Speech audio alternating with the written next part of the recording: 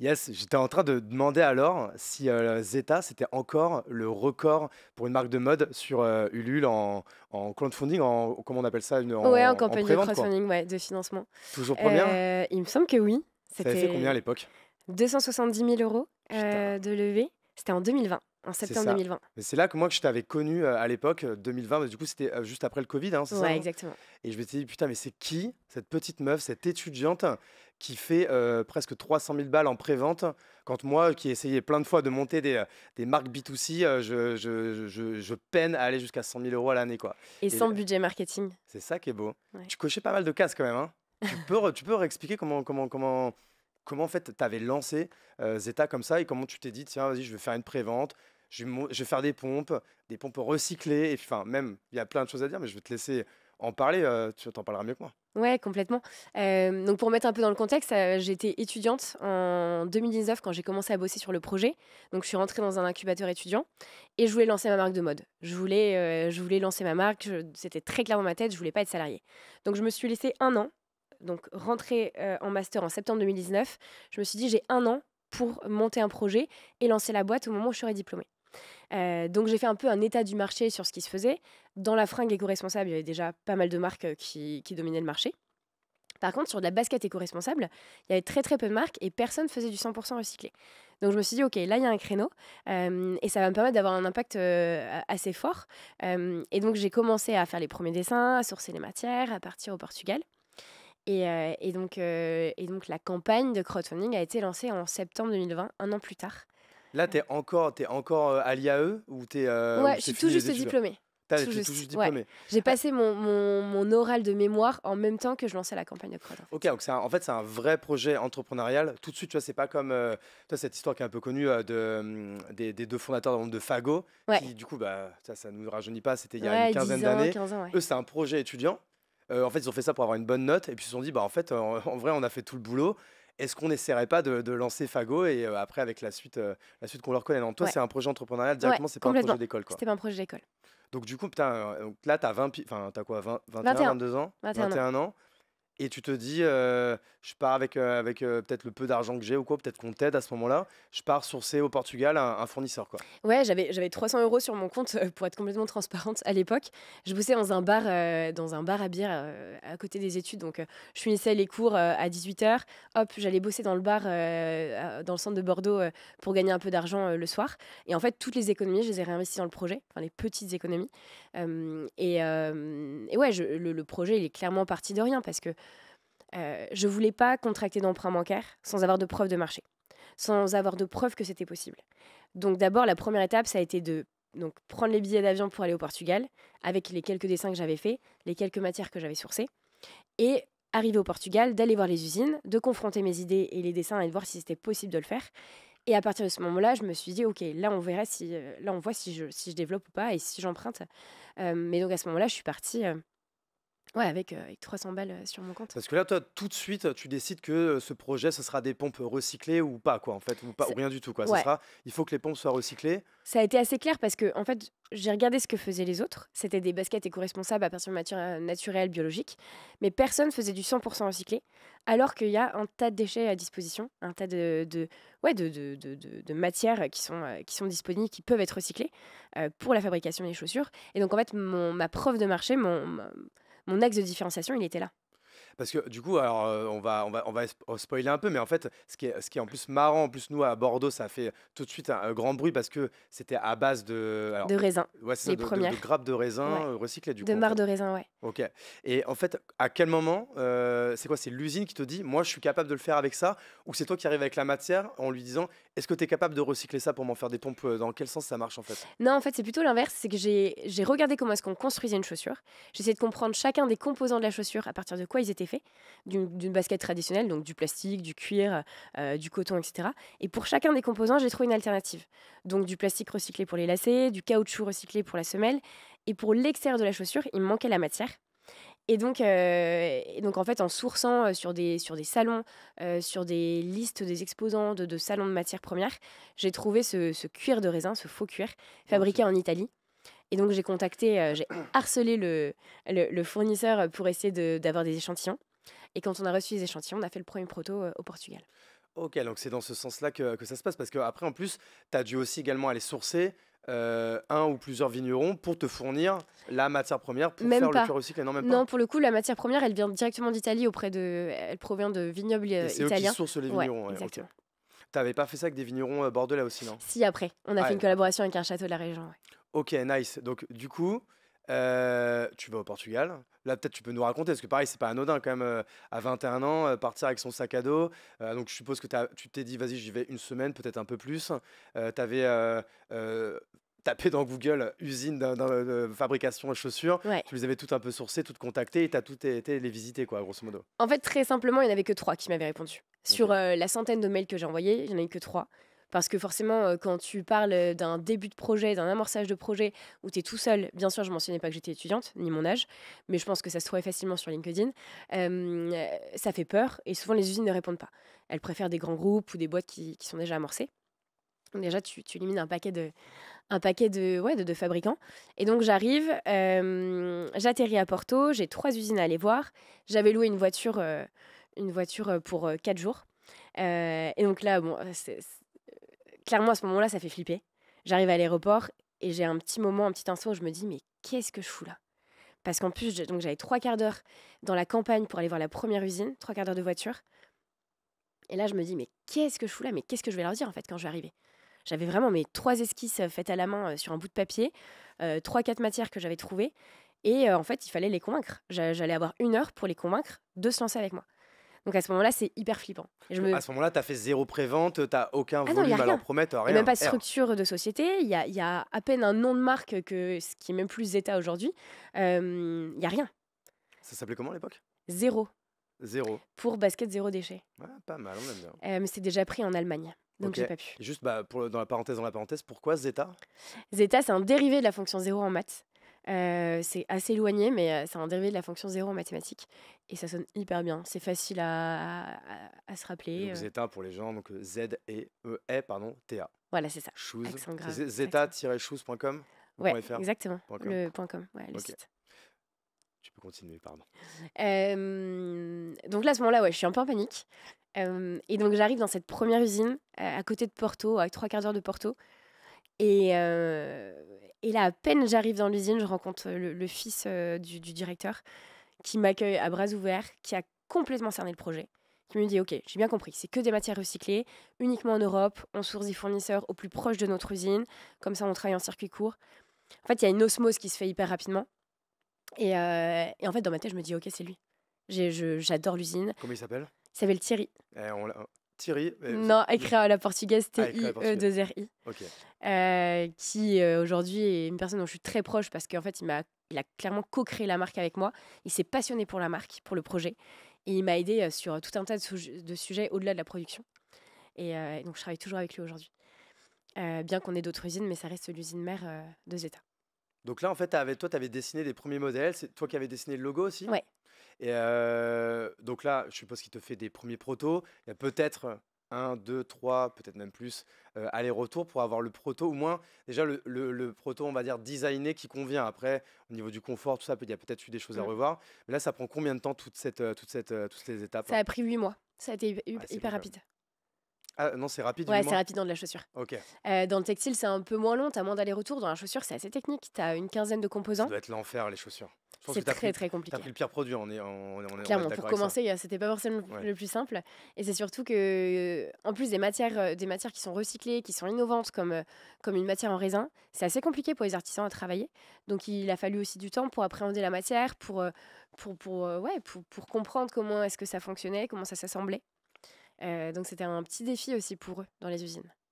Donc là, il te fait donc tes premiers modèles. Ouais, Tu es satisfait, tu valides. il y a eu un seul aller-retour. Ah, ouais, pas Ça a mal. été, ça Tu a fais été top. combien de modèles couleurs à ce moment-là pour dire, tu te Ouais. dis, vas-y, pour le lancement, il me faut quoi? 2, 3, 4 coloris, Il même y en a peut-être moins? 4. Ouais. 4 coloris.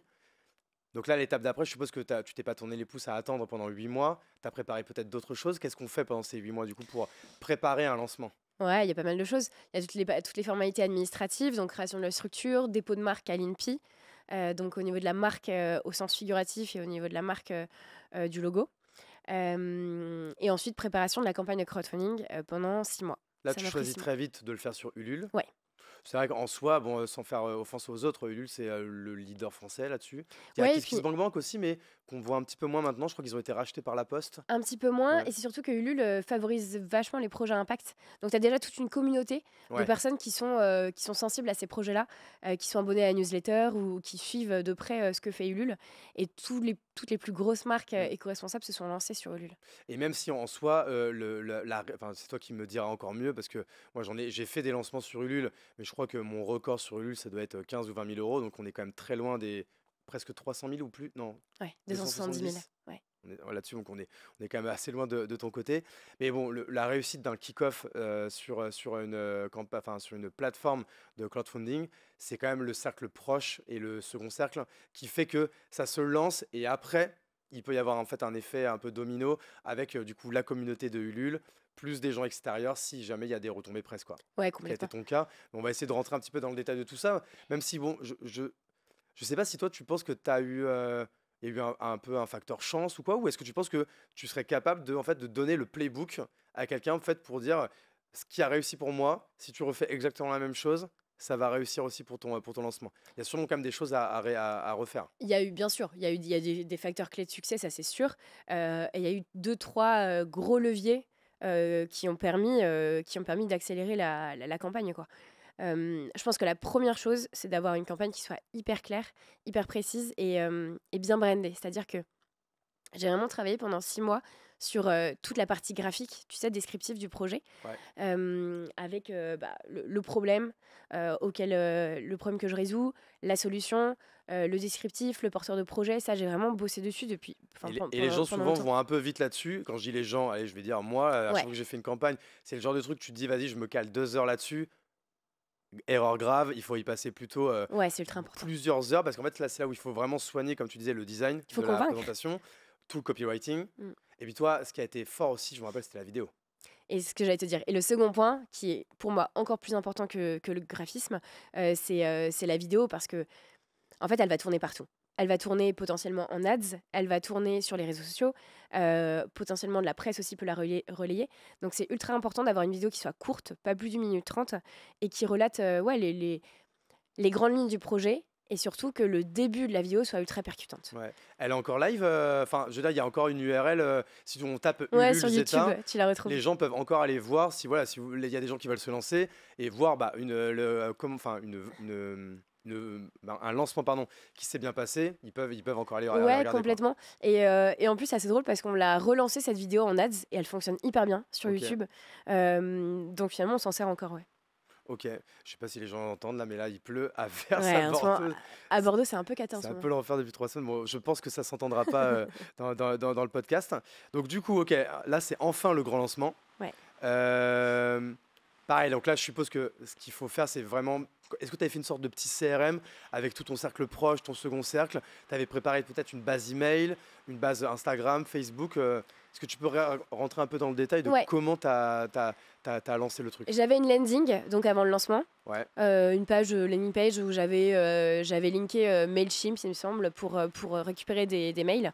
J'avais récupéré 300 ou 400 adresses mail, donc ce qui est vraiment pas grand-chose. donc en fait, pour expliquer aux gens, tu avais fait une landing page. Donc une landing page, en fait, c'est littéralement une page d'attente Ouais, où tu peux mettre en fait ton logo, ta proposition de valeur, quelques photos et un petit encart pour dire si tu veux être prévenu avant tout le monde, laisse exactement. ton mail quoi. Ça, c'est ultra important pour Et récolter ça, que ce soit dans le les... B2C, le Ouais, B2B, vraiment, vous avez votre idée, vous avez votre truc, landing, commencez à en parler, commencez à récolter de l'email et voir s'il y a déjà, ouais, on va dire, même un début de traction avant même de lancer exactement. quoi. Ouais, c'est une bonne façon de pouvoir le voir. Et donc, landing page, et donc je lance le 7 septembre 2020.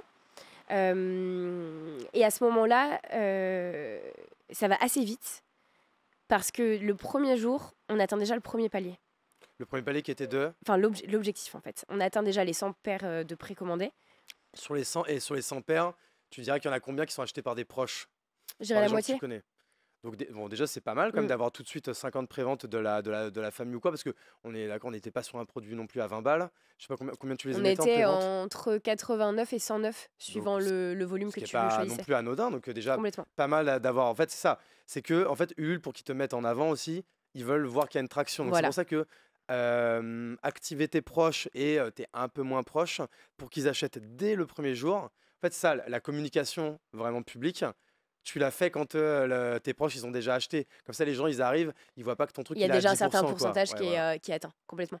Et qu'est-ce C'est qui fait que tu rassurant. penses que dès le premier jour, en plus de tes proches, il y a également 50 autres ventes pour un produit à 100 €? C'est quand même très fort, Alors, quoi. on a atteint 300 à la fin de la journée, Ah ouais, 300 paires. c'est ouf. Il y avait des personnes qui s'étaient inscrites au lancement de la campagne directement sur la page Ulule, parce qu'il y a aussi une landing page sur la page Ulule. J'avais fait quelque chose qui était pas mal. En fait, j'avais trouvé des groupes Facebook spécialisés. Typiquement, il y avait les Bordelaises écolos. Ça, c'était un groupe. J'avais essayé de trouver dans chaque ville, donc les Lyonnaises écolos, etc. Il y avait Communauté végane de France. Et en fait, 3 semaines avant, j'avais mis une photo du produit en disant coucou, voilà, je lance cette marque en septembre. J'aimerais bien avoir quelques feedbacks. Si ça vous intéresse, si vous voulez suivre, suivez la page Instagram ou suivez la landing page. Enfin, inscrivez-vous à la landing page. Et en fait, j'avais récolté genre 400 ou 500 litres comme ça, en plus. Et combien de likes sur la page Insta quand tu lances? Au lancement, j'avais 500 abonnés. Ouais, donc 500, et les 500 premiers abonnés sont durs à avoir quand même, Ouais. donc balèze quand même, donc c'est cool. Ouais, complètement. Et donc, en fait, à ce moment-là, donc, ce qui se passe, c'est que donc, les personnes qui se sont inscrites à la landing ou à Ulule sont notifiées. J'active mon premier cercle parce que j'avais créé une conversation WhatsApp avec les potes, les parents, les potes des parents, les profs le cercle cloche et quelques personnes qui m'avaient aidé durant le projet. J'avais une cinquantaine de personnes dans ce groupe-là. Eux-mêmes ont relayé le projet par mail, souvent à d'autres personnes. Donc ça a fait effet boule de neige. Et j'ai eu un premier article de presse qui a permis d'avoir tous les autres ensuite. C'était France 3, Nouvelle-Aquitaine. On les embrasse d'ailleurs, François Aquitaine, Ouais, s'ils nous entendent. ouais, c'était une journaliste qui m'avait contactée via la page Facebook. C'était incroyable à l'époque. Je me suis dit, mais un premier article de presse. Et en fait, elle relatait, j'avais gagné un concours, le concours de l'incubateur de mon école. J'ai gagné 1500 €, il me semble, pour lancer le projet. Et du coup, elle avait relaté le prix. Et donc, c'est ce premier article qui m'a permis d'avoir les autres. Et en fait, j'ai eu des articles de presse pendant les 35 jours de campagne. Presse, radio et un peu de télé. Et du coup, qui a alimenté tout au long de la campagne, ce qui fait que j'ai pas eu, contrairement à d'autres campagnes de crowdfunding, souvent, tu as un effet, donc ça cartonne au début, Et après, il y a un ça ventre mou de stagne, ouf. voilà, ça stagne, et après ça reprend quand c'est la fin parce que tu as le côté pression, dernier jour, il faut vite Ouais, commander. tous ceux qui ont procrastiné de Voilà, malade. exactement. Et t'avais utilisé LinkedIn aussi dès la campagne ou c'est après? Ouais. Et en même temps, il y a eu LinkedIn, Ouais. qui est un autre gros levier et succès de la campagne. Et je Et suppose que tu t'y attendais pas. mais pas du tout, moi Parce j'avais que 2020, personne dans. c'est pas la première grande vague des influenceurs LinkedIn ou quoi. Mais déjà 2020, en Ça fait, commence un petit peu avec ça le commençait personal déjà un peu, branding, ouais. ouais. Ouais, il y avait déjà Gambato, il y avait c'est un peu toute cette vague-là à cette époque-là. Il y avait Respire aussi, Ouais, Justine, bah, qui, Justine Hutto, qui le ouais. faisait très bien, qui le fait toujours très bien. En fait, à l'époque, moi, c'était pas du tout dans ma stratégie de mettre en avant. C'était le responsable d'un incubateur que j'ai rencontré à Bordeaux qui m'avait dit, écoute, ta marque, très bien, qu'est-ce qu'elle va avoir de plus que d'autres marques de basket? Je lui dis, bah attends, mais la démarche, tout ce que je vais mettre en place, le design, il me dit, non, mais ça ne sera pas suffisant. Mets-toi en avant, Ouais. trouve le levier de communication qui va fonctionner et qui te correspond, et essaye de te mettre en avant via LinkedIn ou via Instagram. J'essaye avec Instagram, les stories face caméra, je suis pas hyper à l'aise. Du coup, je me dis, bon, ouais, très bien, moi j'aime bien écrire, je vais essayer d'écrire sur LinkedIn et de raconter quelques anecdotes un peu drôles ou de galères qui ont pu m'arriver. Et je commence avec un post en disant que je lance la campagne, que ça fait 1 an que je bosse sur le projet, que j'aimerais bien avoir les retours des gens. Et en fait, ça cartonne. Ah, c'est comme ça que je t'ai connu, moi. Ok, Tu donc via vois, c'est LinkedIn. sur LinkedIn parce que ton post, bah, après, nous, on n'avait pas les vues, mais je crois que, bon, nous, en fait, c'est vrai qu'on l'a pas dit en début, mais on se connaît très bien, parce qu'on est tous les deux à Bordeaux, on est tous les deux dans le Poney Club, on est Mhm. amis, enfin bref, on est dans le même cercle. Mais je me rappelle plus, tu m'avais montré le post, combien de centaines de milliers de vues il avait Il fait, y en a c'était un énorme. qui avait fait 10 000 likes. Et donc, Ouais, ouais, 1 million d'impressions, je crois. ouais, Quelque chose énorme, comme ça. quoi. Ouais. Et ça, c'était pendant la campagne ou c'était juste après celui-là? C'était pendant. Ouais, pendant. J'avais mis en photo le premier article un des premiers articles de presse. On avait Sud-Ouest, une pleine page, Ouais. ce qui est assez dingue à avoir chez Sud-Ouest. Et en fait, ouais, les gens l'avaient relayé, avaient commenté, c'était dingue. En fait, à ce moment-là, je comprends pas du tout ce qui se passe. C'est tout arrive en même temps. Moi, je gère. À ce moment-là, je suis chez mes parents à la campagne à Angers. Donc, je suis dans ma chambre d'ado en train de tout gérer, d'être sur tous les fronts parce que à ce moment-là, je me prends vraiment une vague de travail, Et aussi d'amour aussi, il faut le dire, parce que les gens sont hyper enthousiastes du projet, En plus, c'est peut-être la période aussi qui veut ça, parce que là, on sortait clairement. bah, il y avait eu le deuxième confinement, Non, peut-être pas on encore. était au premier confinement. On Ouais, juste sortait du après. premier confinement, voilà. Ah, les gens, voilà, c'est vrai que c'est ce on en parlait tout à l'heure en off, de dire en fait, ce serait bien que tu donnes le playbook de tout ce qui a bien marché. Et après, il faut pas se mentir, il y a aussi un côté momentum, il y a un côté un peu chance. De toute Complètement. façon, dans tout ce qu'on fait, il y a Bien toujours sûr. ça. Et là, c'était pile la bonne histoire au bon moment. Mais en fait, là où tu as été bonne, c'est que tu as su bien raconter en fait cette histoire à ce moment-là et bien l'exécuter en fait, quoi. Je pense que ce qui a plu aussi, alors déjà, il y a eu le fait que c'est arrivé au bon moment parce que c'est une période où les gens sortis du premier confinement, ils ont commencé à se questionner un peu sur leurs achats, sur leur manière de consommer plus durable. Donc c'est arrivé au bon moment. Et il y a aussi le fait que il y a ce côté transparence qui a beaucoup plu. J'avais 21 ans, je ne mentais sur rien. Clairement, je pense que sur le discours, sur la manière dont je mettais en valeur les artisans, les process de fabrication, les gens y ont cru. Et c'est une période S'ils où savaient. Je déconne. c'est une période où voilà, il y a une perte de confiance envers les marques, ça c'est Ouais. sûr. En ce moment, et plus que jamais, on a très peu confiance dans le discours des marques. Et je pense qu'il y a eu un côté rassurant. Et les gens m'ont fait confiance, en fait, à ce moment-là. Et donc, du coup, tu fais 270 000 € de prévente. Ouais. Ça représente combien de paires de chaussures, ça? De baskets? Il y en a eu, c'était quasiment 3000. Ouais. Comment il réagit, notre ami Thierry? Alors, je suppose qu'il est un peu content et un peu apeuré aussi. Je ne me rends pas compte à quel point Ouais. 3000 paires, c'est beaucoup pour son Pour lui, usine c'est à ce beaucoup. moment-là. Pour lui, c'est beaucoup. Ils sont 15 dans l'usine. Ok, Ouais, une vingtaine d'artisans. Donc pour lui, c'est énorme. Il m'a dit 3000, c'est ce que nous commandent des marques en un an. ok. C'est une petite usine et c'est aussi pour ça que je l'ai choisi parce que en fait, ils avaient des minimums de production qui étaient assez faibles. Donc pour moi, pour me lancer, c'était bien. Et puis à taille humaine, c'était exactement ce que je voulais. Mais du coup, lui, il se retrouve confronté à ça. On est à la période, en fait, on est en fin septembre. C'est la période où toutes les marques passent commande pour Noël. Ouais, Donc c'est la pire période pour eux. ok.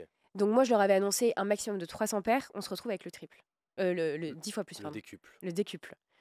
Euh, donc à ce moment-là, c'est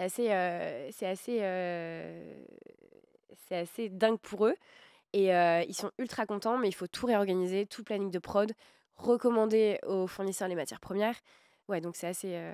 Et toi, alors là, je suppose que voilà, passé l'euphorie, là, il va se passer quand même. Je vais pas utiliser l'expression plusieurs mois de galère, mais en fait, plusieurs mois où bah, les choses, ça va pas être si simple. Parce que, encore une fois, que les gens se rendent compte, le B2C, c'est compliqué, la logistique, c'est compliqué, le service client, c'est compliqué, mais c'est encore plus compliqué quand on est toute seule. toute seule, Et exactement. que, en fait, à ce moment-là, je ne sais pas si tu avais déjà prévu d'avoir un logisticien ou si tu avais prévu de faire tout toi-même. Comment je suppose que c'est un processus là, qui a duré au moins 6 mois là, après, là. Ouais, c'est hyper long. En fait, la campagne se termine et je me dis, ok, je vais pouvoir souffler. Et en fait, pas du tout. Là, c'est le début vraiment du lancement d'une boîte. Là, on va dire que c'était les prémices avec la campagne. Là, je me retrouve vraiment dans le dur avec tout à gérer sur tous les fronts. La prod, la logistique, la com, le marketing, le lancement du site internet. Parce qu'à ce moment-là, du coup, Ah oui, tu n'avais j'ai pas d'e-shop encore. pas encore. Et au début, je voulais tout faire toute seule. Je ne savais pas déléguer et je comprenais pas l'importance de prendre des prestats. Donc, je me dis, bah, je vais designer le site moi-même. Et Super tu idée. vas sur Shopify, tu choisis un thème et Ouais, tu mais t'y vas. j'y passe 2 mois, quoi. Ouais. J'y passe 2 mois parce que c'est pas mon domaine, qu'il faut que j'apprenne à faire des maquettes sur Figma. Donc, je passe 2 mois à faire ça, alors que j'aurais pu le déléguer et on avait de l'argent à ce moment-là. Bah ouais. En fait, j'étais tellement dans une. Pour moi, c'était irréel tout ce qui venait de se passer. Donc, j'ai pas touché à l'argent sur le compte pendant bien 6 mois. Le seul moment où j'ai sorti de l'argent, c'est pour payer la prod. Ouais, c'est ça. Sachant qu'en fait, tu as payé la prod, donc tu payes les 3000 paires parce qu'il va falloir que tu les livres aux gens. Et le Sachant stock. qu'en Ouais. plus, là, avec Ulule, je ne sais plus comment Ulule te file, enfin, quelle data il te file.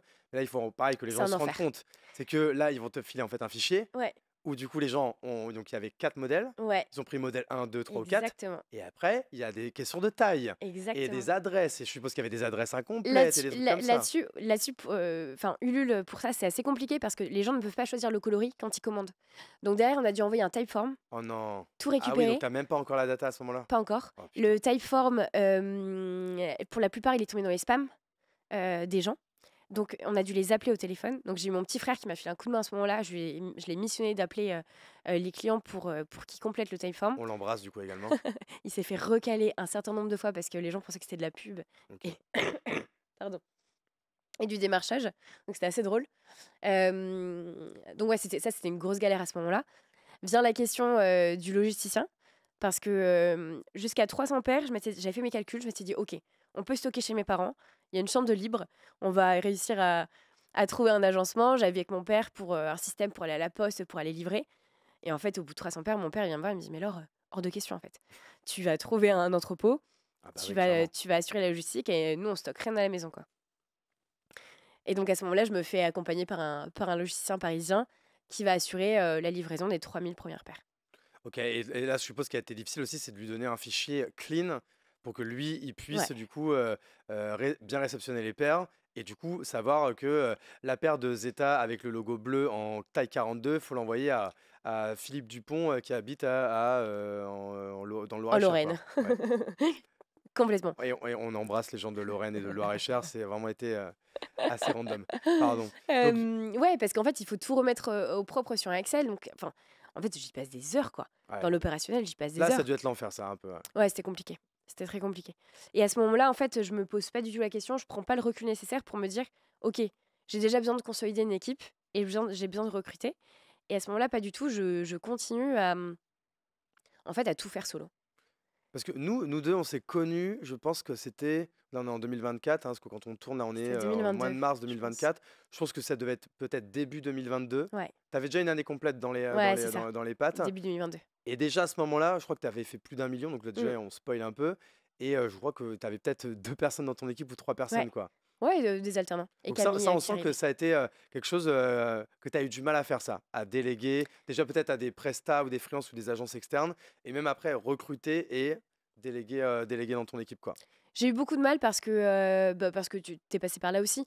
On a toujours l'impression qu'on va jamais réussir à transmettre la bonne vision à ses collaborateurs, ou que ça ira pas assez vite, ou que ce sera pas fait comme nous, on aurait aimé que ce soit fait, alors que c'est faux.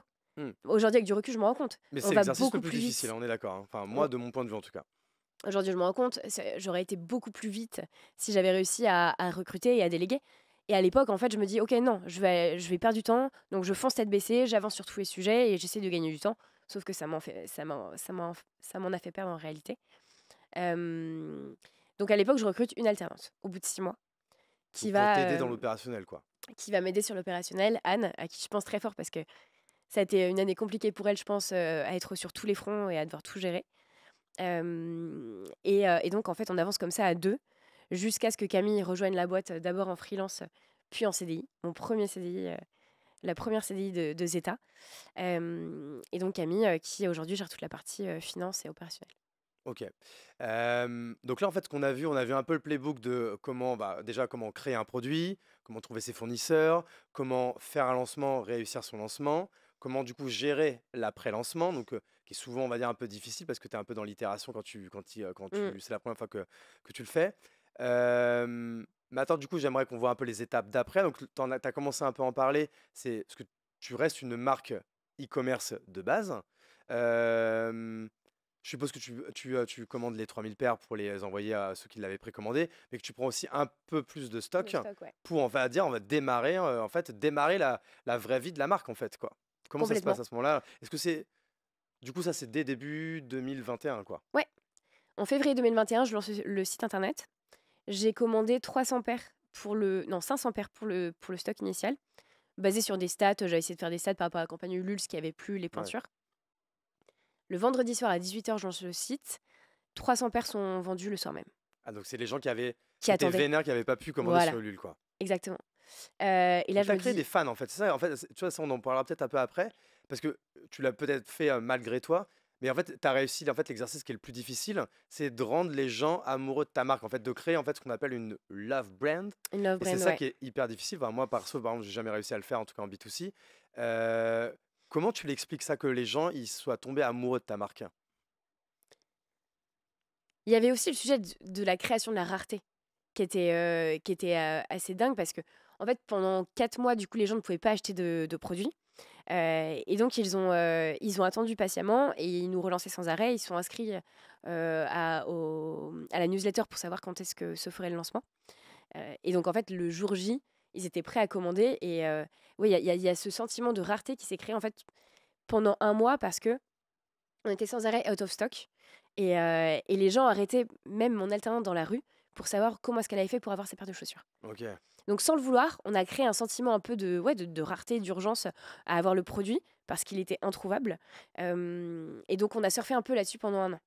Donc ça, clairement que c'est un premier facteur clé de succès. Ouais. Mais après, on peut pas laisser les gens en chien tout le temps, toute la vie. Donc, qu'est-ce qui a fait qu'ils ont continué à acheter, que la marque a continué à être en croissance et qu'ils ont continué à l'aimer et à recommander?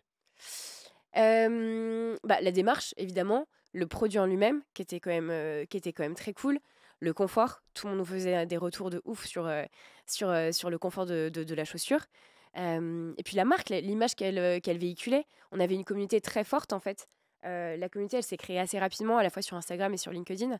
Sur Instagram, on a rapidement dépassé les 10 000 abonnés au bout de 6 mois. Bah, ça, si tu veux, on pourrait y revenir parce que pareil, ça, c'est quand même aussi une belle prouesse avec un peu de paid ou avec zéro paid, Non, avec 100% organique, le hein. paid, il a commencé en 2022. Ok, donc là, tu étais déjà à Mm. plus de 10 000.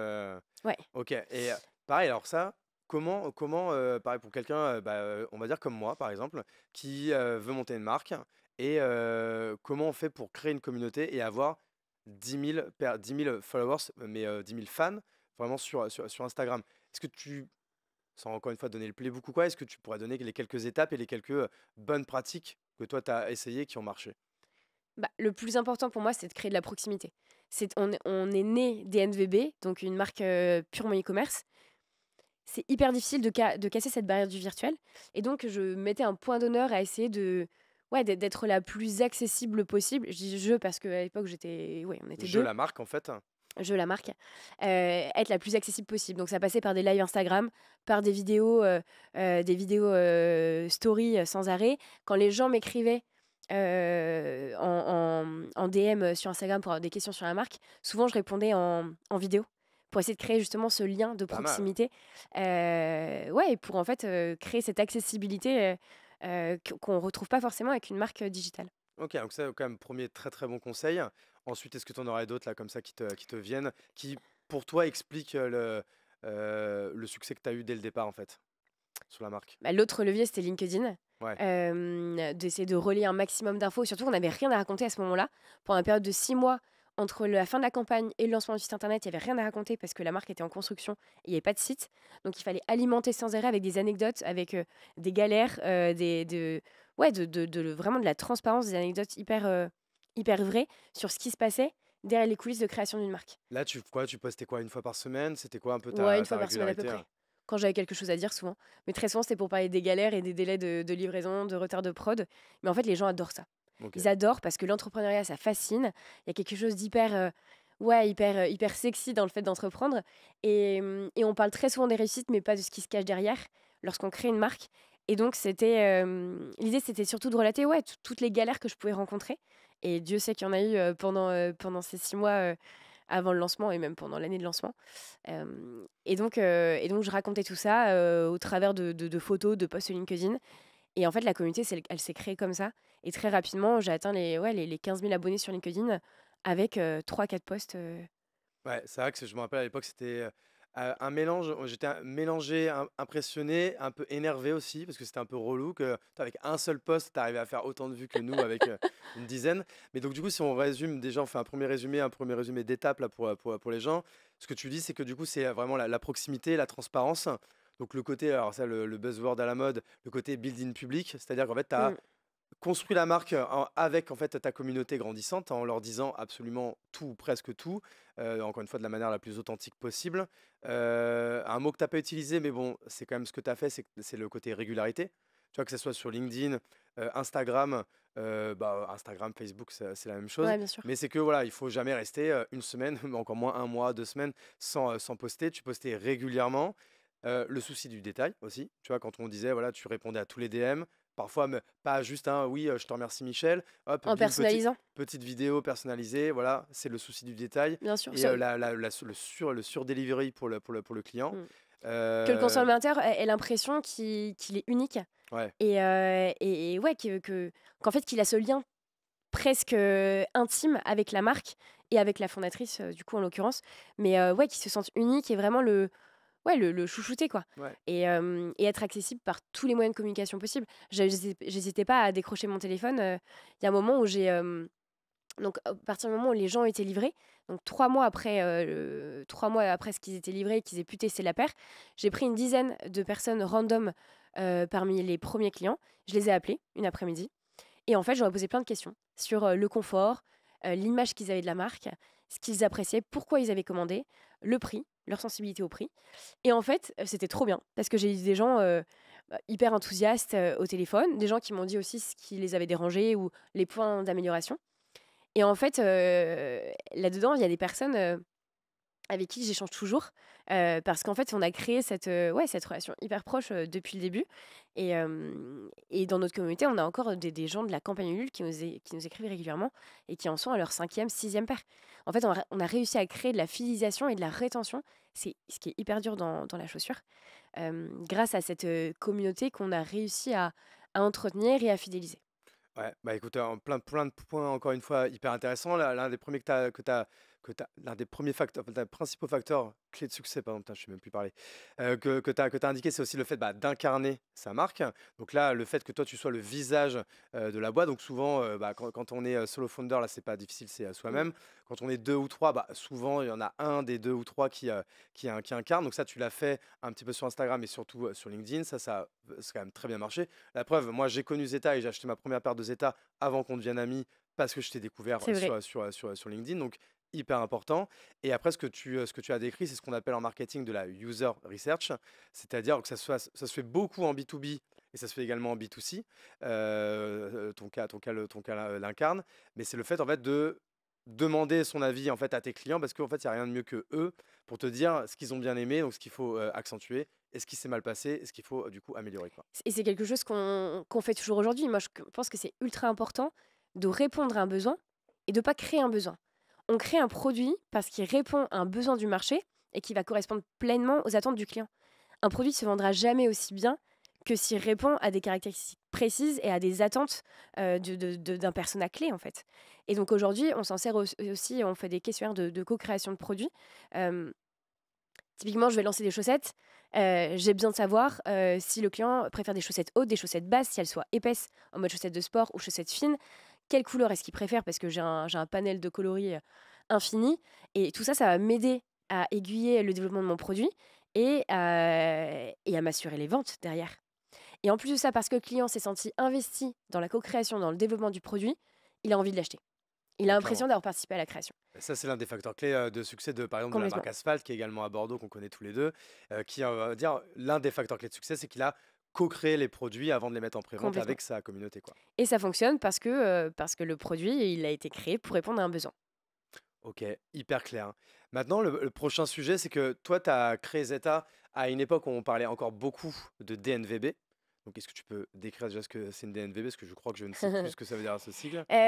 Digital Native Brand, c'est une marque en fait qui s'est lancée sur le digital et donc il y a une distribution uniquement digitale au lancement qui Qui est peut faire du... quasiment pure player, Voilà, voilà. exactement. Qui a que un site e-commerce. C'est le seul endroit où tu peux l'acheter. Complètement. Toi, quand même, très vite, tu as également une stratégie, donc wholesale ou pas? Pas du tout. Ou En pas du fait, au tout? début, lorsque je rédige le business plan de Zeta, c'est très simple. Nos marges ne nous permettront pas d'avoir des intermédiaires.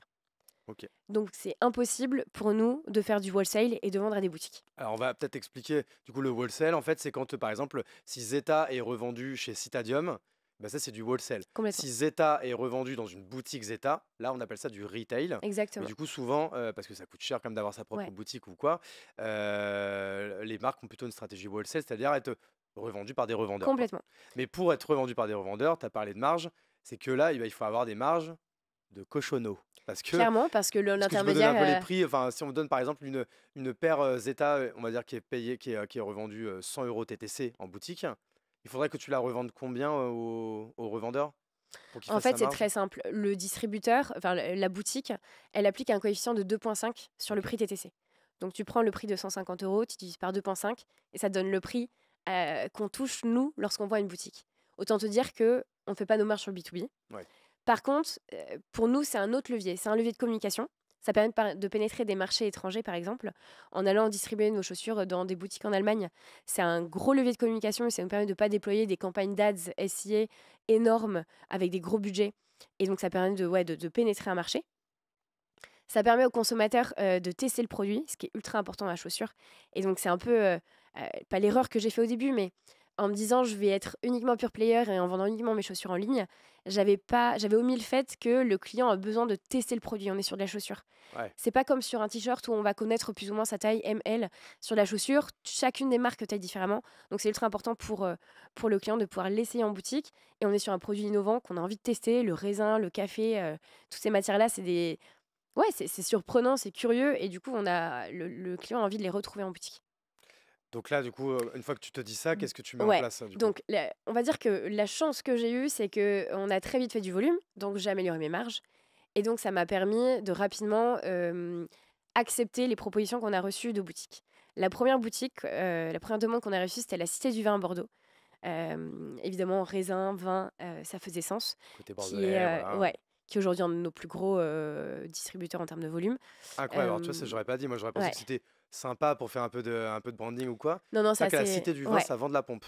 ça vend beaucoup et parce qu'il y a beaucoup de touristes étrangers OK, et qui ont envie de ramener nice. un souvenir de Bordeaux et en fait, la chaussure en raisin, c'est hyper sympa, Ouais, comme de ouf. cadeau ou comme, ouais, comme cadeau à soi-même Et ou t'avais pas offrir. fait à un moment donné même une collection où tu pouvais acheter tes pompes, elles étaient, dans des caisses à vin, Ouais, non? elle existe toujours. Et c'est C'est une ça que tu vends collab à la qu'on Cité a du fait vin avec un ou château. pas? Aussi, ouais, ça en OK, fait partie, ouais, complètement. sympa.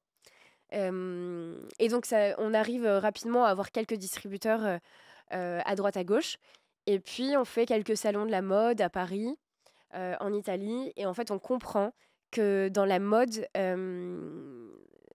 tu peux avoir un commercial dans ton équipe qui va démarcher les boutiques, mais ça fonctionne pas beaucoup. Ce Ouais. qu'il faut, c'est avoir des agents de distribution dans des zones bien précises qui vont se charger, eux, d'aller démarcher les boutiques, de faire des tournées, par saison. Et ça marche encore ça? C'est la seule façon aujourd'hui OK.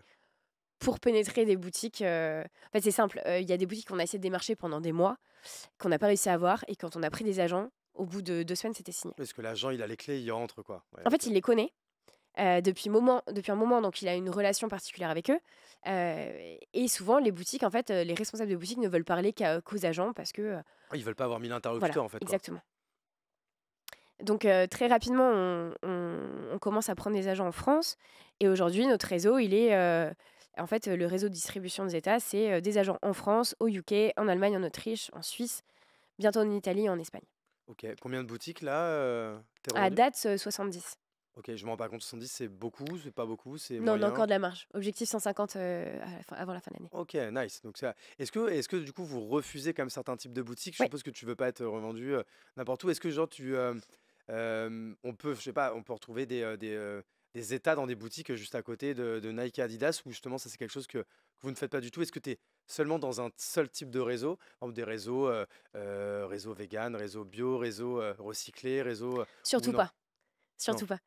C'était pas la volonté dans le sens où, la basket, je veux surtout pas qu'on ait cette étiquette écolo, green, parce que mon but, c'est aussi de pouvoir convaincre un maximum de personnes, d'acheter le produit et aussi par le design ou par le confort. Et donc je veux surtout pas qu'on ait cette étiquette-là et ça fonctionne puisque, tu vois, on a pas mal de clients qui nous écrivent, qui nous disent: «Bah, moi, je suis fan de Nike ou d'Adidas et aujourd'hui, j'ai acheté Zeta» et en fait, c'est ça qu'on veut aller chercher. C'est pas des personnes qui sont déjà sensibilisées à l'écologie et à toutes ces problématiques-là, c'est des personnes qui ne le sont pas. Et notre mission, elle sera réussie lorsqu'on aura réussi à convaincre ces personnes-là. Ah mais, tu vois, mais là, c'est exactement un peu ce sur quoi j'allais rebondir. Par exemple, moi, j'ai été convaincu par Zeta, encore une fois, avant qu'on devienne potes. Donc c'est vraiment moi la marque qui m'a attiré et pourtant moi, tu me connais, je suis pas le plus écolo de la bande ou quoi. Mmh. Moi, j'ai d'abord été attiré par la marque, par le design et par, en fait, tout l'univers et toute l'histoire qui était, racontée derrière, même toute l'histoire entrepreneuriale aussi autour de toi qui était racontée, autour de Zeta, avant de me dire: «OK, je suis attiré parce que c'est en raisin recyclé et après même en café recyclé ou quoi, on en parlera peut-être après. Mais donc ouais, OK, ça très compréhensible. Donc du coup, n'importe quel réseau de revendeurs, tant que ça a une bonne image, que, les marques qui y Complètement. sont cool, c'est un peu ce que tu recherches, quoi. Ouais, complètement. Et du coup, pour rebondir sur ce sujet-là, parce que je trouve que c'est quand même une réflexion qui est intéressante, hem, ça fait évoluer notre stratégie de distribution et donc ça fait forcément évoluer nos marges et notre renta à la fin de l'année.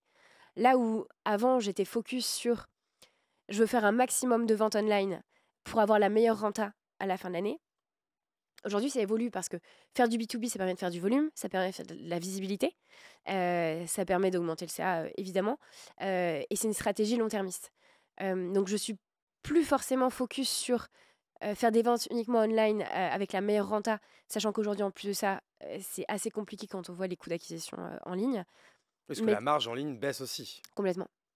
Et donc, on est dans une stratégie presque, ouais, on arrive quasiment à un 60-40% entre le online et le Donc là, quand tu wholesale. dis 60-40%, en termes tu parles en termes de chiffre d'affaires ou en termes de volume de marge? Non, non, de chiffre d'affaires. Donc en termes de, voilà, de nombre de paires, Ouais, la non, de chiffre d'affaires. répartition B2C, B2B. Ok.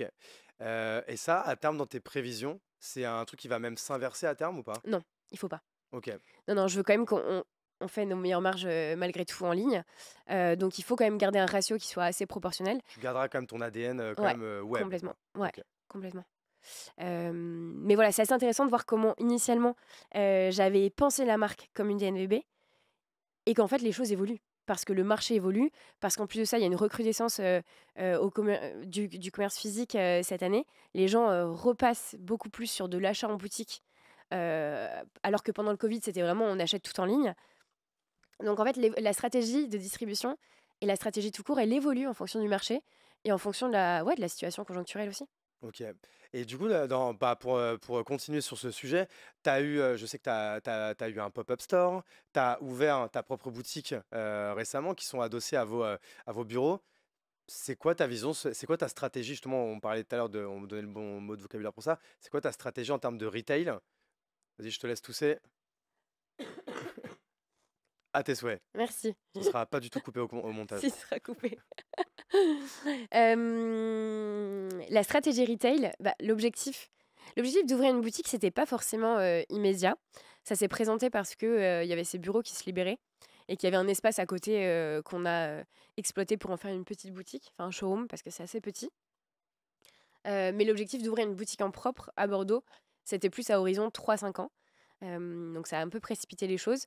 Après, ça n'exclut pas l'idée que j'avais envie qu'on ait une vraie boutique d'ici 5 ans à Bordeaux ou à Paris, avec un plus grand espace de vente et avec de quoi faire une vraie expérience client. Mais là, ça nous permet de tester le marché et d'avoir une première expérience du retail. Et de rencontrer ses clients en vrai. Exactement. Et ça, Et du coup, c'est c'est quoi un peu génial. c'est quoi tes premiers retours là-dessus? Les premiers, peut-être sans parler enfin, de résultats, sauf si tu veux les donner. C'est quoi tes premiers feedbacks par rapport. Parce que là, il y a combien de temps l'inauguration? C'était en septembre dernier, non? Ouais, septembre dernier, Ouais. pour nos 3 ans, exactement. Donc attends, donc là, on est en mars Ça fait 8 mois. 2024, donc ça fait 8 mois là. Ok. Premier retour assez chouette. Alors, on n'est pas dans la rue la plus passante de Bordeaux, mais on le savait. Donc, c'est pas des gens qui vont tomber sur nous par hasard. À part un peu de tourisme qu'on a eu en septembre-octobre avec la Coupe du Monde de rugby. Euh, mais les retours sont chouettes, les gens sont hyper contents. Alors, soit c'est du click and collect, soit c'est des gens qui nous connaissent ou qui nous connaissent pas et qui, du coup, voient qu'il y a une boutique à Bordeaux. Mais généralement, c'est trop chouette. Il y en a plein qui s'arrêtent aussi, juste pour passer nous dire bonjour. Ils voient qu'il y a les bureaux à côté, ils nous saluent. Enfin, il y a quelque chose d'hyper cool avec le fait de rencontrer ses clients et d'enfin mettre un visage sur la communauté.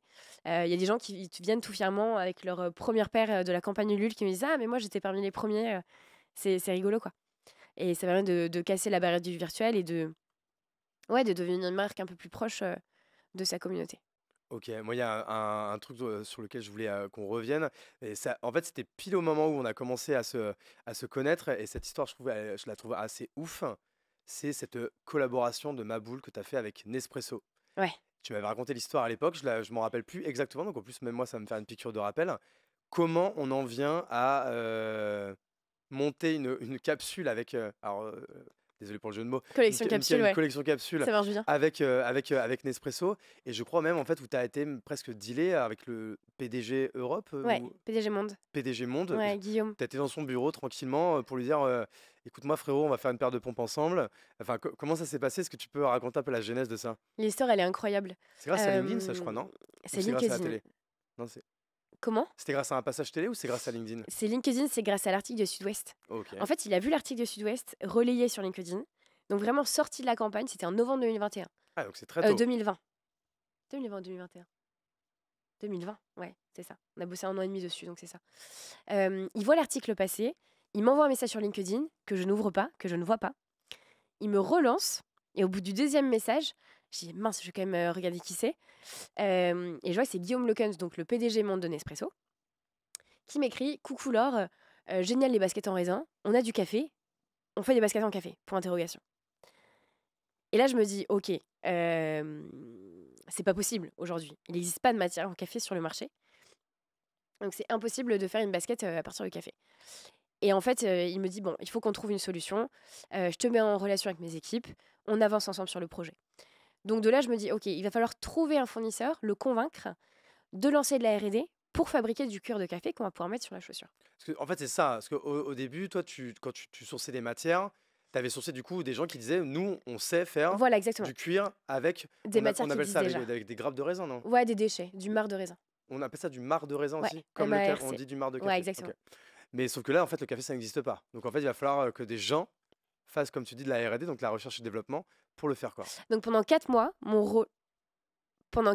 rôle, c'est de chercher des fournisseurs qui font de la R&D en Europe, parce que je veux pas passer, hors Europe, les convaincre d'enclencher les démarches, les tests pour créer du cuir de café. Et là, je me prends un nombre de refus, pas possible. Alors déjà, les fournisseurs qui font de la R&D, de cuir innovant, de matières innovantes, il y en a 15 à peu près en Europe. Et tous me disent: «Non mais attends, alors déjà, ça va être, des fonds énormes à mobiliser et il y en a pour des années de développement». Le cuir de raisin, c'est 10 ans avant que la matière soit mise au point. Ah ouais. Donc là, je me dis: «Bon, ben, on va pas y arriver». Et en fait, je erre sur Google, je fais, des pages et des pages, sur Google et je trouve sur un article de blog d'un fournisseur au Portugal. Il écrit qu'en 2017, il initie des tests avec du marc de café, mais qu'il abandonne très vite. Et je me dis: «Bingo! Là, c'est bon, j'ai mon fournisseur, à moi de le convaincre, de relancer les tests». Ce qui est bien, c'est qu'à ce moment-là, tu plus à poil, on va dire. Tu plus, comme 6 mois Ouais, auparavant. Là, tu as déjà une traction avec la marque et tu as juste monsieur PDG monde de Nespresso qui, si, il lance le truc, ce sera pas pour acheter 100 paires, quoi. en fait, c'est ça, Ouais. exactement. Et du coup, à ce moment-là, je leur écris et là, ils me disent: «Bah, ça va être long, ça va être compliqué, il faut qu'on fasse tous les tests». Je leur dis: «Ouais, mais il y a Nespresso qui est avec nous. Pour vous, c'est une visibilité énorme parce qu'on va afficher votre nom dans toutes les communiqués de presse, sur la communication et surtout, vous allez être, vu comme un leader de l'innovation, quoi. Parce que ça n'a jamais été fait, dans le monde avant. C'est la première fois qu'une matière, comme ça sera créée». Et donc ils disent: «OK». Et c'est des mecs qui viennent d'où, à eux? C'est des Portugais aussi? Nord du Portugal, ouais, OK. frontière espagnole. Et donc pendant 8 mois, ils commencent les tests de recherche et développement et au bout de 8 mois, ils mettent au point la première matière en café, qui est plutôt réussie, hem qui fonctionne très bien sur la chaussure, quoi. Donc là, à ce moment-là, donc là, tu as la matière et donc là, au bout de 8 mois, donc c'est quand même pareil, c'est quand même plutôt balèze Ouais, et là, donc là, il faut encore une fois juste, créer les protos. Bon, je suppose que c'était encore une fois, c'est sur du modèle Zeta, sauf ouais. qu'avec, du coup, avec une matière première différente, en En fait, fait, quoi. je garde la même silhouette de la basket Alpha, la première basket qu'on a lancée, et donc on applique ce cuir, sur les détails de la chaussure et pour, le côté un peu fun, qui fait référence au café, je développe 3 semelles différentes de couleurs, une latte, une cappuccino qui est un peu camel et une foncée, pour, la gamme Ristretto. Et en fait, ça fonctionne hyper bien parce que les gens choisissent un peu leur clan. Moi, je suis plutôt ristretto, moi, je suis plutôt cappuccino. Et ça, en termes de marketing, ça fonctionne hyper bien. Et en plus de ça, elles sont hyper jolies. Donc, on bosse sur cette collab ouais, pendant 1 an et demi. Et on lance en mai 2022. C'est ça. Et là, en termes de répercussions, chiffres et marketing, est-ce que tu peux nous en parler? Ouais. Qu'est-ce que ça donne, du coup? Donc, on produit 3000 paires. C'est une collection capsule, donc en 3000 collab. paires, pas mal, quand même. Ouais. Avec uniquement distribution online. Donc, pas de pendant physique. Uniquement sur le site internet, donc Nespresso ne distribue pas de leur côté. Mais c'est eux qui Hem, portent le stock avec toi, peut-être? non, c'est nous qui C'est assumons toi le qui portes le stock. stock, quand Ouais, même? Ah, tu prends un risque, quand même, du coup? complètement. Et eux nous accompagnent sur toute la partie communication et visibilité. Et là, c'est eux qui payent? C'est eux qui financent, ouais. OK. Avec, une grosse campagne influence. Ils misent tout sur en fait, on leur laisse, Je me carte rappelle de la blanche vidéo, elle était canon, ouais. sur la com, ouais. Et en gros, le focus, c'est influence et presse. Donc dans chacun des bureaux Nespresso, on envoie un petit stock de chaussures qui va être, offert en gifting, à des influenceurs. Donc en Norvège, en Espagne, en Roumanie, à Prague, un peu partout. Et partout, il y a des communiqués de presse qui sont envoyés dans la langue natale du pays. Et donc, en fait, à ce moment-là, ça nous permet d'aller toucher des marchés qu'on n'a jamais réussi à toucher auparavant. Typiquement, on fait nos premières expéditions en Grèce, en Estonie, en Lettonie, dans des pays un peu lointains. Et on active des marchés nouveaux, quoi. Parce que ça, du coup, est-ce que tu arrives à le calculer, le ROI de cette collaboration par rapport en fait à ce que ça a pesé dans ta croissance, dans ton acquisition de nouveaux clients? Tu arrives à le voir? Alors bien sûr, tu le vois, les gens qui achètent, parce qu'il y a des gens qui peuvent acheter la Ristretto, c'était peut-être des gens qui connaissaient déjà Zeta d'avant ou qui avaient même peut-être déjà acheté une paire de baskets Zeta. Comment tu arrives à le chiffrer, à le traquer ça? Euh, alors, on traque surtout via les campagnes d'influence, avec les liens traqués des influenceurs, Ok, qui sont une partie qui est rémunérée par Nespresso, donc pour la visibilité de la marque. Donc là, on arrive surtout à traquer la conversion au niveau ok. des influenceurs. Le taux de nouveaux clients, je ne sais pas si je l'ai donné, si j'ai le KPI. En fait, on le mesure surtout aux pays dans lesquels on n'a jamais expédié auparavant. Et il y en a quand même un certain nombre en Europe. Donc on réussit surtout à le traquer à ce niveau-là. Et après, au niveau du taux de repeat, qu'on mesure quand même pour voir si ce sont des clients qu'on avait déjà dans notre base de données ou si c'est des clients qu'on a acquis. Ok. Puis bon, de toute façon, en termes de notoriété, forcément, comme il y a eu beaucoup de communiqués de presse, il y a eu beaucoup d'influence et en plus qui n'était pas porté par Zeta, là, forcément, c'était que du bonus pour toi, quoi. Ouais, on a eu de très beaux articles. On a eu des articles même dans des magazines US, australiens. Il y a eu l'officiel en France, enfin, des très beaux magazines. Et ouais, on s'ouvre à des marchés. Et il va y avoir une suite là de cette collaboration ou pas? Ouais, du coup, on a relancé nous en propre cette année nos baskets, mais sans le branding Nespresso. Ok. Donc, on produit toujours la matière avec leur marc de café issu des centres de recyclage au Portugal. Et ça, ils vous les donnent gratos les mares ou ça, vous Ouais, leur achetez on récupère la matière qui est Ok. inutilisée pour la production des chaussures. Donc, on les a relancées nous en propre et en fait, les baskets carton, c'est devenu un de nos best-sellers. Donc, ça fonctionne super bien. Et eux, aujourd'hui, font de l'achat de stock qu'ils vont maintenant distribuer sur leur site au Brésil, Pays-Bas, Allemagne et Suisse. Donc, c'est un test de leur côté. Ils n'ont jamais vendu de Ok, chaussures. stylé. Toi, ça te fait de la commande ferme et puis Exactement. donc en fait, donc c'est encore une fois, c'est bien sur tous les tableaux, quoi. Ouais, complètement. Moi, une question que je m'étais préparée, parce que j'ai quand même bossé un tout petit peu, tu vois. En plus, on en a parlé, alors je sais plus si c'était en off ou au début du podcast. Tu vois, je prends deux marques un peu comme ça, un peu random, qui sont par exemple Kabaya ou Fago. Donc Fago, ils ont commencé à faire des pompes. Aujourd'hui, Fago, c'est également de la bagagerie, c'est du textile. J'ai pas leurs chiffres, mais je pense pas que, tu vois, que la pompe représente encore plus de 50% de leurs chiffres. Kabaya, ils se sont lancés en faisant des bonnets, même des bonnets à Mm. pompons. Maintenant, je pense que c'est 90% de leur chiffre, il est fait, bah, pareil, également avec de la bagagerie. Du coup, tu vois un peu là où je veux en venir. C'est quoi, toi, ta vision pour, je sais pas, peut-être même les 5 prochaines années de Zeta? Parce que, est-ce que toi, tu te dis que Zeta restera toujours une marque de sneakers?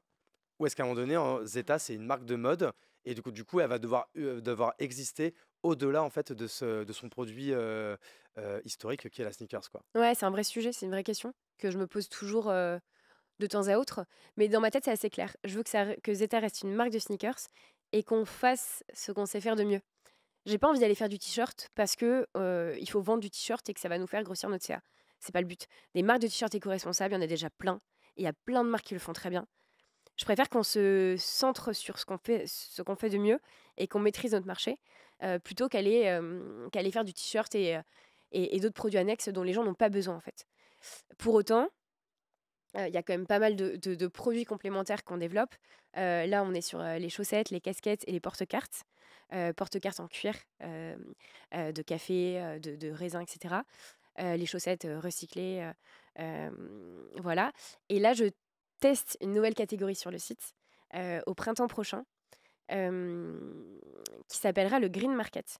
Ce sera un concept store de produits et d'objets durables, éco-responsables, sourcés en Europe. Donc tu retrouveras de la céramique, des Mais pas de la marque magazines. Zeta. Si, Si, tout comme de la marque développé. Zeta. Ouais, Ok. on s'est lancé un peu dans un chantier là. Ouais. On aura une dizaine de produits au lancement. donc tous développer Zeta auprès de fournisseurs responsables, de la céramique, de la bougie, des magazines, des porte-cartes, pas Des mal de choses. magazines? Ouais, alors pour le coup, le magazine, on le revend. Ok. C'est un magazine français que j'adore, qui s'appelle Bobine, hyper inspirant. Et l'objectif, en fait, c'est de devenir, au-delà d'une marque de chaussures, d'inciter à une consommation plus durable. Donc c'est vraiment un pari. Je sais pas comment ça va être reçu. J'ai un peu évoqué le sujet sur LinkedIn et les gens ont été très réceptifs. Mais je sais pas si on va pas être, ça va être, je sais pas du tout comment ça va fonctionner. Ouais, parce qu'en fait, ça dépend de la manière dont vous allez l'exécuter. Parce qu'en fait, la peur qu'on peut avoir, c'est est-ce que du coup, ça va être confusant pour les gens. Mais je trouve que si c'est bien, encore une fois, si l'histoire est bien racontée, c'est un brand content Ouais. comme un autre. Et tu vois, c'est là où, en fait, du coup, j'étais pas hyper d'accord sur ce que tu disais avant sur le t-shirt. Je suis d'accord avec toi. Le t-shirt, c'est un t-shirt. Il y a des millions de marques qui en font. Des gens qui font des t-shirts éco-responsables, il y en a plein. Mais encore une fois, les gens, ils sont pas que attachés à tes baskets, ils sont attachés à ta marque. Et donc, du coup, quand tu es attaché à une marque, bah, justement, tu peux avoir envie d'acheter sa céramique, comme tu peux avoir envie d'acheter en Mm. fait l'ensemble, en fait, d'avoir Ça, je suis le t-shirt, complètement. enfin, j'allais Sur- dire le pantalon, peut-être Ouais. pas, mais tu vois, Surtout qu'on a, on a un logo qui est quand même facilement adaptable et c'est un produit à pas facile mal de et t'as produits. déjà et tu sais en fait et vous avez en fait ce métier-là, vous savez le faire, qui est savoir faire fabriquer des produits, Complètement. les recevoir et les shipper La seule chose dont les j'ai pas clients. envie, c'est qu'on devienne un vestiaire de plein de produits différents et que la marque soit diluée. Ok. Notre cœur de métier, c'est la basket, c'est la sneakers. Plein de fois, on nous a demandé est-ce que vous allez faire des mocassins, des chaussures en cuir, des sandales pour l'été. Non. Je veux qu'on fasse des baskets et ce sera uniquement de la basket. Et je veux qu'on ait beaucoup plus cette image de sneakers, de marque de sneakers, plus que de basket de ville. Donc là, je travaille sur des produits un peu plus travaillés et un peu plus complexes. Euh, mais je veux pas qu'on se dilue et qu'on propose un vestiaire complet, comme ce que pourrait faire Fago, Ouais. ce qu'ils font très bien. Mais aujourd'hui, c'est pas ma stratégie. Toi voilà, ok. Donc ça c'est pas du tout ta volonté quoi. Et en termes, tu parlais en termes de basket. Aujourd'hui, ça que tu as commencé avec, alors même si encore une fois elles sont très jolies, tu as commencé avec des sneakers basiques, c'est-à-dire ça que si tu prends de toute façon les 10 principales marques de sneakers, elles ont tout un peu le même modèle de base qui est en fait une basket blanche avec le logo et une forme plus ou moins différente. Là, tu commences et du coup maintenant, tu as combien de modèles différents là? T'en as, Bah, 5 seulement, mais déclinés en une cinquantaine de couleurs. ouais, 5 fois 50 ou 50 en tout? Ouais, une soixantaine de coloris au total, ouais, de références. Donc tu as une soixantaine de Ouais, références. Bon, après, fois les tailles, on va pas y on va revenir. pas en parler. Quel enfer ça, putain. Ça me donne des frissons rien que d'y penser, mais ok. Donc c'est déjà quand même, c'est déjà pas mal. Mais comme tu dis, seulement 5 modèles vraiment différents.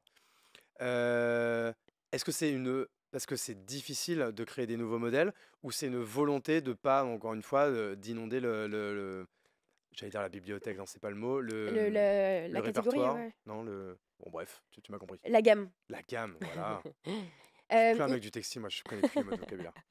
Initialement, l'idée, c'était de se dire, je vais débuter avec un produit qui est facile à porter, qui est basique et qui va correspondre à un maximum de personnes. Et là, la volonté, c'est davantage de se diversifier avec des modèles un peu plus complexes, un peu plus travaillés. Là, je travaille sur une basket un peu plus running.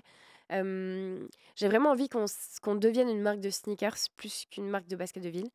Et pour répondre à ta question, oui, c'est difficile. Ouais. C'est très difficile. Alors, pas au niveau de la silhouette et du design. Ça, pour le coup, on peut se faire accompagner facilement par des designers produits. C'est difficile au niveau du sourcing des matières premières. On ne peut pas tout trouver. Typiquement, pour la running, j'ai envie d'avoir plein de matières différentes et de superposition et que ce soit une basket un peu complexe. Il y a plein de choses que tu peux pas trouver en recyclé ni en éco-responsable. Ou alors ça coûte très cher parce que les minimums sont élevés ou parce qu'il n'y a pas de demande, donc forcément les fournisseurs ne s'adaptent pas. Donc ça, c'est un vrai sujet au niveau du développement produit. C'est pour ça qu'on va pas aussi vite que nos concurrents fast fashion, Nike ou Adidas ou plein d'autres en fait. On les Euh, embrasse quand même, mais bon. non, Non, on les pas. embrasse pas? On les embrasse pas forcément.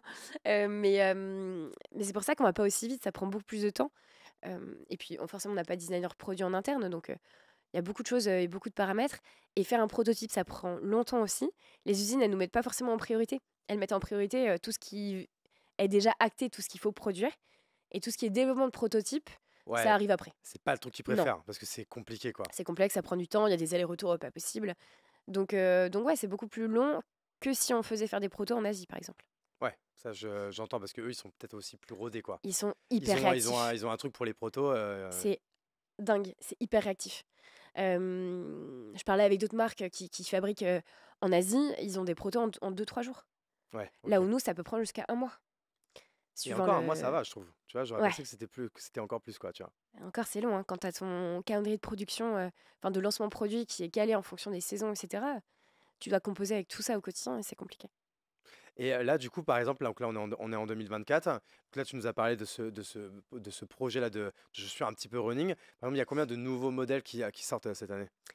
On a une collaboration qui va voir le jour en août, Tu peux pas collaboration encore dire mode. avec qui? Non, Tu me le diras après en off. ouais, mais je crois que tu sais déjà, je crois que j'en ai déjà parlé. Ouais, mais c'était à quel moment de la soirée, Euh, peut-être? Je sais pas.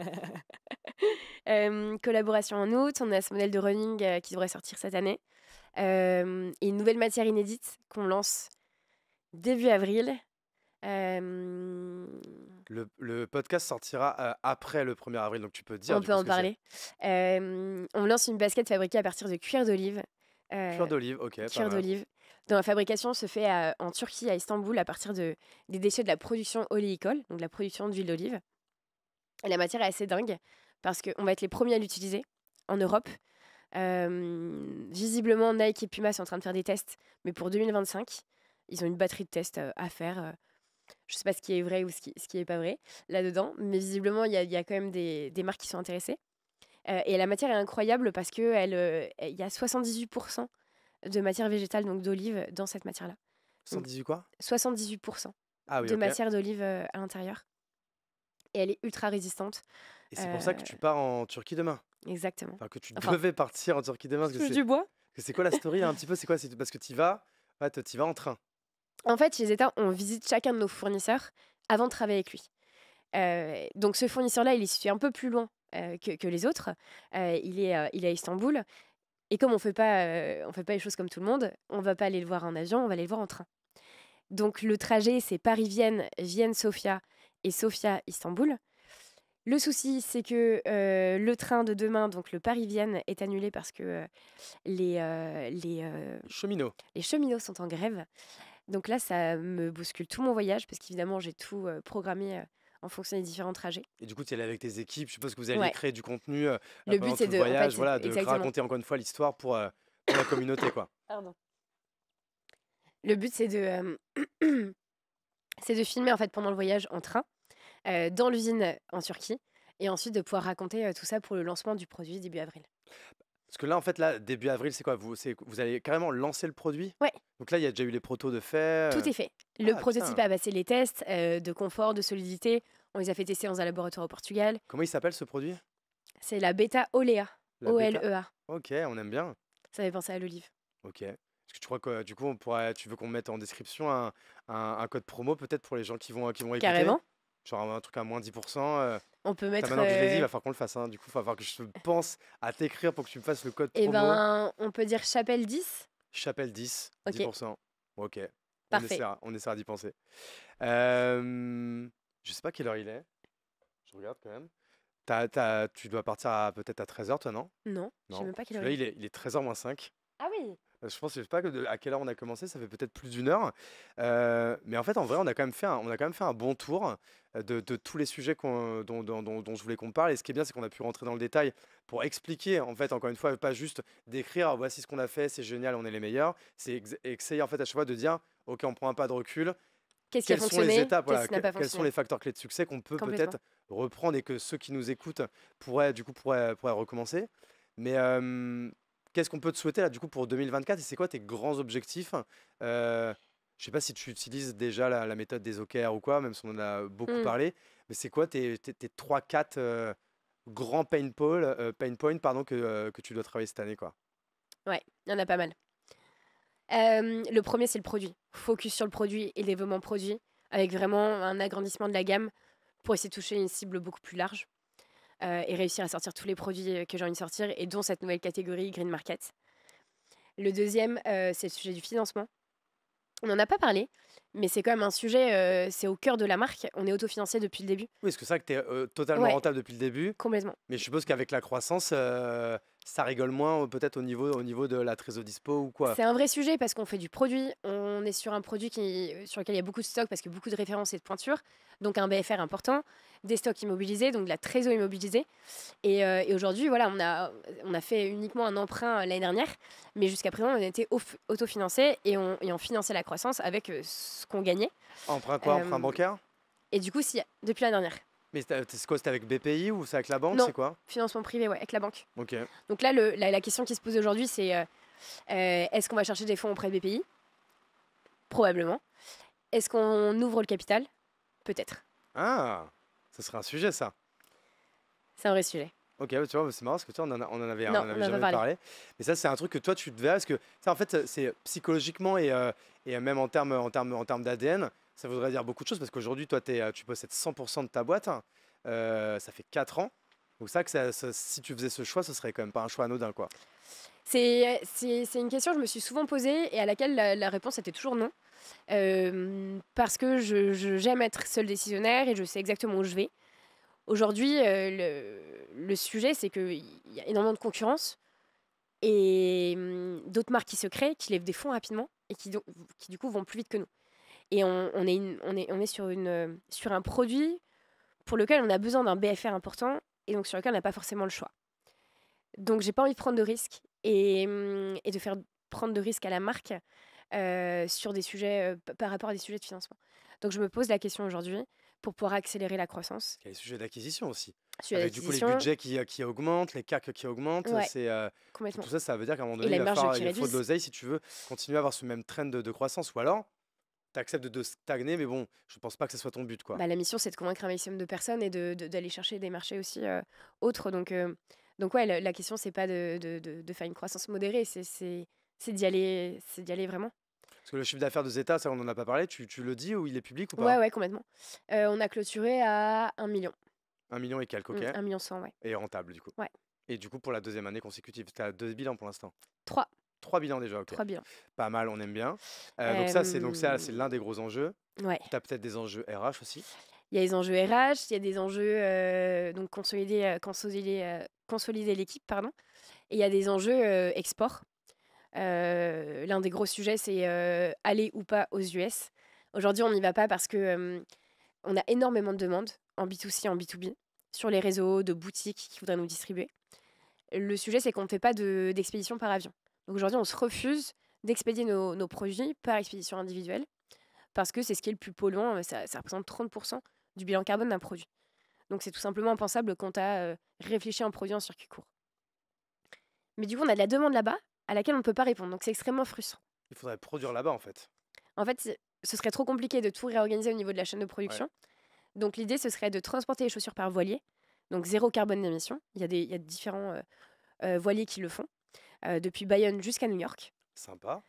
Ensuite, stocker les chaussures sur place chez un logisticien. Et ensuite, les distribuer en B2C et à la fois en B2B. En fait, il faut être sûr de la demande sur place pour se lancer quand même dans Alors ce avant, genre de évidemment, chantier, quoi. pour limiter le risque, tu fais un peu d'avion. Ouais. Donc on ouvrirait le site pendant 3 mois à l'expédition par avion pour tester le marché et pour s'assurer quand même qu'il y a un marché avant d'aller expédier 1000 paires Bien sûr. sur place. Mais de notre côté, tout est plus ou moins prêt. Les études de marché, les transporteurs, les coûts associés. La question, c'est le financement. Donc on en revient un peu toujours au même sujet parce qu'immobiliser un stock de 1500, 2000 paires, c'est beaucoup. Et il faut avoir la personne qui sera dédiée à ce marché-là aussi en face, Oui, en interne. Donc c'est un gros sujet. La question, c'est est-ce qu'on y va maintenant ou est-ce qu'on attend un peu? Ok, nice. Donc ça, c'était l'enjeu, du coup, l'enjeu export. Est-ce qu'il y en a d'autres dont on pourrait parler? Ou est-ce qu'on a fait un peu le tour? C'est déjà pas mal, hein. C'est déjà pas mal. Toi, alors, si jamais tu devais me conseiller quelqu'un ou quelqu'une, encore une fois, entrepreneur ou pas, n'importe qui, mais qui pourrait être hyper intéressant, qui pourrait prendre ta place dans ce fauteuil pour un prochain enregistrement de podcast, encore une fois, bordelais, bordelaise ou pas, tu me conseillerais qui?